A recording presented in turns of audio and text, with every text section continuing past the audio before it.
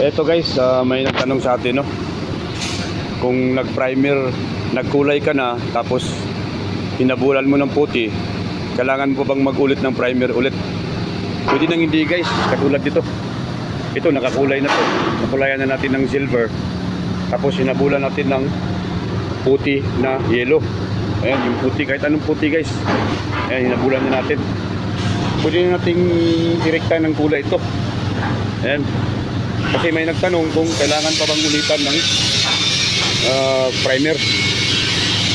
Bubugahan pa ba ulit ng primer to? Pwede rin namang bugahan ng primer guys kung gusto nyo, pero pwede na rin hindi kasi magtatakip na to eh. Ayan. Ito may mga puti na yan. Ayan. Pwede nang hindi talagyan ng primer yan. Pagka ririkta na tayo ng kulay. Ayan. Mamaya papakita namin sa inyo guys. Maraming salamat. God bless us all. Yes, at ito na nga yung unang patong natin ng kulay guys, no? Bali, ang diskarte natin dito ay hindi na natin pinrimer yung hinabol natin na puti na yellow. Kumbaga, direct o recta silver na yung ginawa natin dito guys.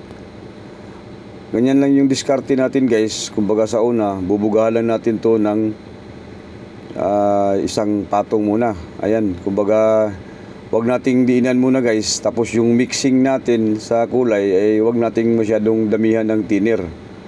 Kumbaga isang pasada lang muna guys. Wag nating balikan, ganyan. Yung nakikita nyo ngayon sa video, bali ganyan lang muna.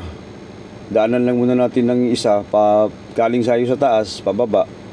Kumbaga isang tira lang muna guys. Yan, makikita natin sa video na isang mano lang yung ginawa natin. Kumbaga galing tayo sa taas, papunta sa baba. Huwag nating pilitin na magtakip agad guys kasi hindi na tayo nag-primer.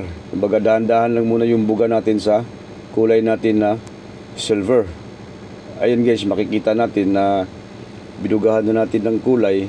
Tapos yung pagbuga natin ay dahan-dahan lang, saka isang mano lang, hindi natin binigla guys.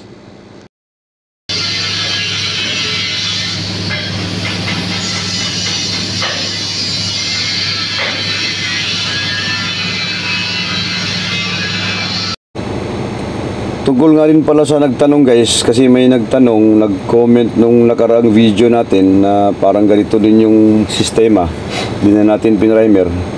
Nagtanong, boss, hindi ba magbabakat yung puti o masilya na ginamit natin? Baka naman magbakat yan.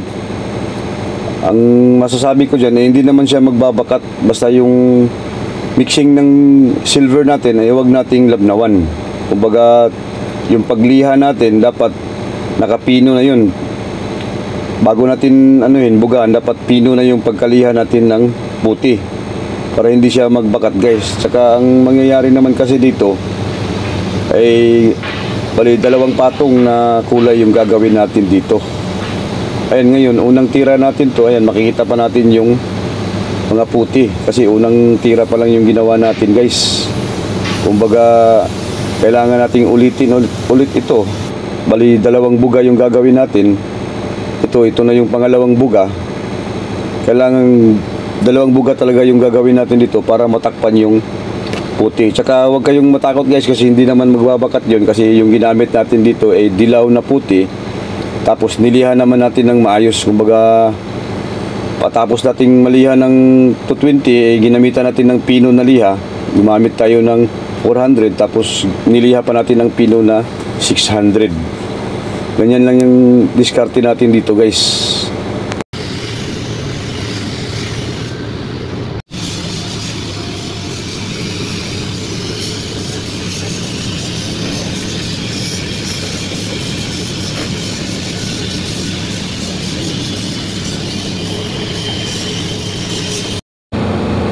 Pansinin niyo yung pagkabuga natin guys, yung pagtira natin ng paghapyaw natin o pagbuga natin. Pansinin niyo yung pagbuga natin, yung distansya at saka yung lapad ng spray gun natin. Dapat ganyan yung diskarte natin guys. Medyo malapad yung buga ng spray gun natin, tapos may naglalagay tayo ng distansya. Hindi natin, wag nating masyadong ilapit para hindi siya mamapa o kaya maghahaspi kasi ang mayayari niyan pag nasubrahan natin to, hindi natin na-control yung hangin, pati yung hangin guys, kailangan nating i-balance din kasi sa pagbuga natin, pag hindi naman tama yung ano natin, diskarte o yung timpla ng spray gun natin, hangin at saka yung distansya ng pagbuga, maghahaspi talaga yan kasi silver kasi yung ginamit nating pintura. Ito ang mahirap sa silver guys kasi kadalasan nagkakaproblema tayo kasi naghahaspi to. Kaya kailangan talaga na balanse yung pagbuga natin, yung hangin, tsaka yung layo, at saka yung lapad ng spray gun natin.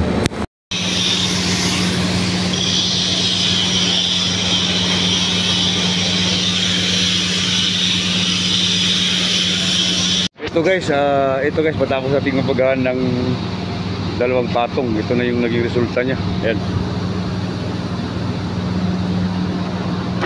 Pantay na yung silver niya guys. Hindi na natin ginamitan ng primer. Ayan o. Patutuyuin lang natin ito saglit. Tapos bubugahan na natin ito ng clear coat. Ayan guys. Kumbaga ang ginawa natin dito guys, ano lang, dalawang patong lang na kulay. Take note, di na tayo nag primer guys. Yes, at ito na nga guys, no. Bali magbubuga na tayo ng clear coat. Bali dalawang patong yung gagawin natin dito.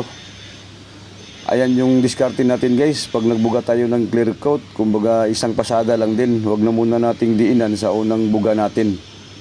Kumbaga parang kung ano yung ginawa natin sa paggulay, ganun din yung ginawa natin sa pag clear coat. Yung unang tira natin, kumbaga isang pasada lang. Ganyan lang yung hagod natin guys. Huwag nating biglain para maglapat yung clear coat natin.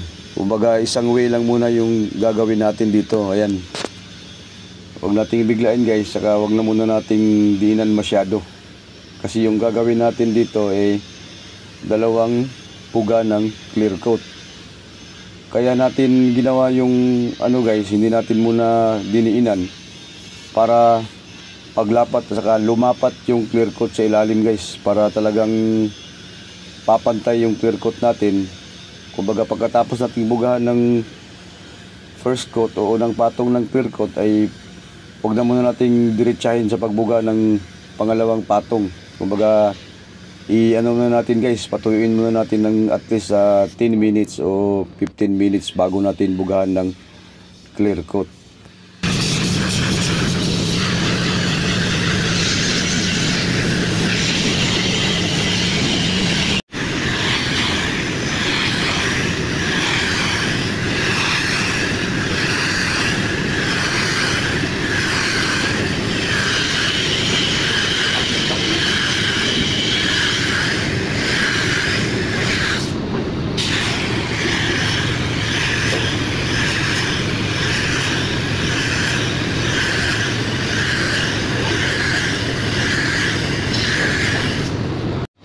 At ito na nga guys, matapos nating nabugahan ng clear coat.